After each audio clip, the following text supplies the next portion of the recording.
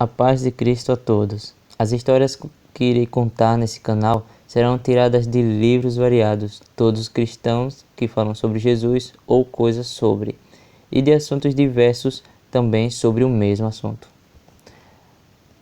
O primeiro livro que irei começar a ler será O Maior Homem que Já Viveu. E como vocês já devem estar pensando, sim, é sobre Jesus. Eu irei neste capítulo somente ler a introdução, começando por um personagem histórico. Estranhamente, porém, alguns dizem que Jesus nunca existiu, que ele é na realidade uma criação de alguns homens do primeiro século. Respondendo a tais cépticos, o respeitado historiador Will Durant argumentou: seria um milagre ainda mais incrível que apenas uma geração, uns tantos homens simples e rudes, pescadores muitos deles, inventasse uma personalidade tão poderosa e atraente como a de Jesus, uma moral tão elevada e uma tão inspiradora ideia de fraternidade humana. Pergunte-se: poderia uma pessoa que nunca existiu ter influenciado a história humana de modo tão notável? A obra de referência The Historian's Story of the World, a história do mundo segundo os historiadores, comentou: o resultado histórico das atividades de Jesus foi mais momentoso, mesmo de um ponto de vista estritamente profano, do que os feitos de qualquer outro personagem da história. Uma nova era, reconhecida pelas principais civilizações do mundo, tem o nascimento dele como o ponto de partida. Sim, pense nisso. Até os calendários hoje baseiam-se no ano em que supostamente Jesus nasceu.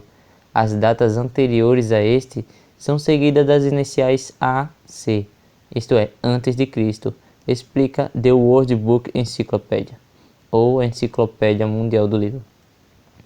As datas posteriores a este ano são seguidas das iniciais AD, isto é, Anno Domini, no ano do Nosso Senhor. Os críticos, porém, salientam que tudo o que realmente sabemos sobre Jesus se encontra na Bíblia. Não existem outros registros contemporâneos a respeito dele, dizem eles. Até mesmo Wills escreveu: os antigos historiadores romanos ignoraram inteiramente a Jesus. Ele não deixou nenhuma marca nos registros históricos do seu tempo. Mas é isto verdade? Embora sejam escassas referências a Jesus Cristo da parte de primitivos historiadores seculares, tais referências realmente existem? Cornélio Tácito, respeitado historiador romano do primeiro século, escreveu: o nome cristão deriva-se de Cristo, a quem o procurador Pôncio Pilatos executou no reinado de Tibério, Suetônio e Plínio, o jovem.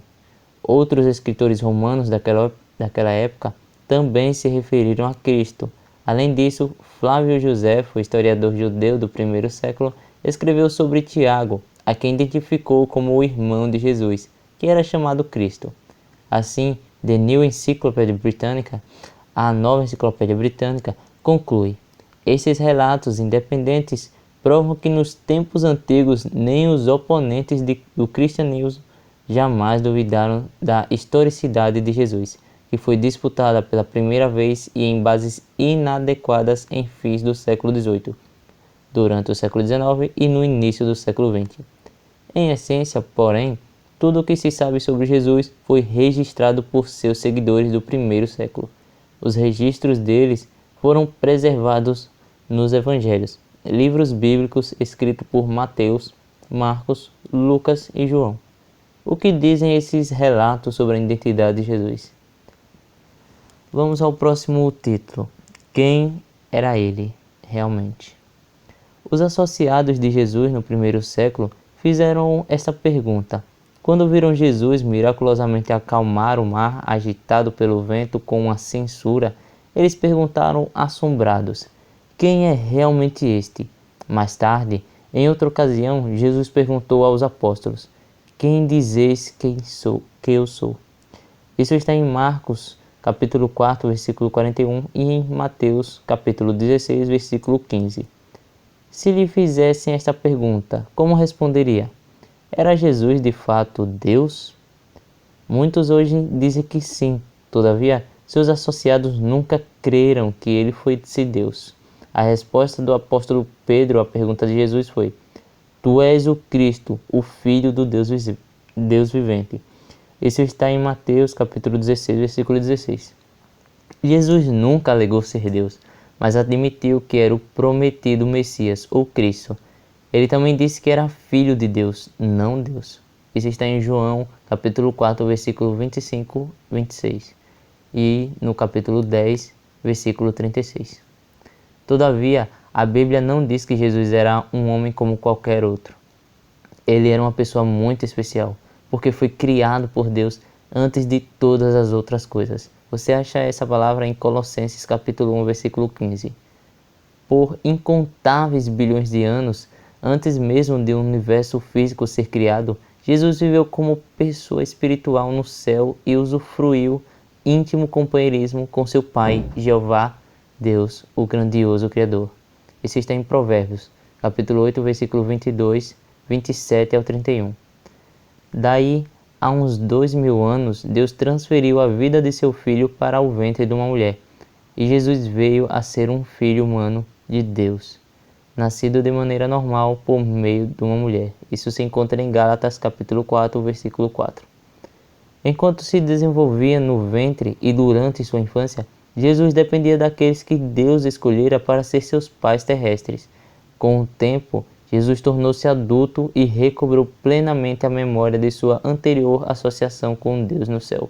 Isso se encontra em João capítulo 8, versículo 23 e capítulo 17, versículo 5. Mas o que fez dele o maior? Este é o próximo título daqui. Por ter imitado cuidadosamente o Pai Celestial. Jesus foi o maior homem que já viveu. Como filho fiel, Jesus imitou seu Pai com tanta exatidão que pôde dizer aos seus seguidores: Quem me tem visto também o Pai. Isso está em João capítulo 14, versículo 9 e 10. Em todas as situações aqui na terra, ele fez exatamente como seu Pai, o Deus Altíssimo, teria feito. Não faço nada da minha própria iniciativa, explicou Jesus. Mas assim como o Pai me ensinou, estas coisas eu falo. Isso está em João capítulo 8, versículo 28. Portanto, quando estudamos a vida de Jesus Cristo, estamos na verdade obtendo um quadro claro exatamente de como é Deus. Assim, embora o apóstolo João tenha reconhecido que nenhum homem jamais viu a Deus, ele ainda podia escrever que Deus é amor. Isso está em João capítulo 1, verso 18 e em 1 de João capítulo 4, verso 8. João podia fazer isto porque conhecia o amor de Deus por meio do que vira em Jesus, que era o reflexo perfeito do Pai. Jesus era compassivo, bondoso, humilde e acessível. Os fracos e oprimidos sentiam-se à vontade na companhia dele, como ocorria com pessoas de todos os tipos: homens, mulheres, crianças, ricos, pobres, poderosos e até pecadores crassos. Só aqueles cujo coração era iníquo e que não gostavam dele. Deveras, Jesus não ensinou seus seguidores apenas a amar uns aos outros, mas mostrou-lhes como fazer isso. Assim como eu vos amei, disse ele, vós também deveis amar uns aos outros. Está em João, capítulo 13, verso 34. Conhecer o amor de Cristo, explicou um dos seus apóstolos, ultrapassa o conhecimento. Está em Efésios, capítulo 3, verso 19. Sim, o amor que Cristo demonstrou supera o conhecimento intelectual acadêmico e compele outros a corresponder a ele. E se encontra em 2 Coríntios, capítulo 5, verso 14. Assim, o transcendente exemplo de amor de Jesus, em especial, foi o que fez dele o maior homem que já viveu. Seu amor tem tocado o coração de milhões de pessoas através dos séculos e tem influenciado a vida delas para o bem. Todavia, alguns talvez objetem: veja todos os crimes que têm sido cometidos em nome de Cristo, as cruzadas, a Inquisição, as guerras nas quais milhões que afirmam ser cristãos matam uns aos outros em linhas oponentes de batalha. A verdade, porém, é a seguinte: essas pessoas contradizem sua afirmação de ser seguidores de Jesus. Seus ensinos e modos de vida condenam suas ações. Até um hindu, Mohandas Gandhi, foi induzido a dizer ama a Cristo, mas despreza os cristãos, porque não vivem como Cristo vivia. No próximo vídeo, começaremos o primeiro capítulo do livro O Maior Homem que Já Viveu. Muito obrigado por ter ouvido até aqui e até o próximo vídeo. Fiquem com Deus.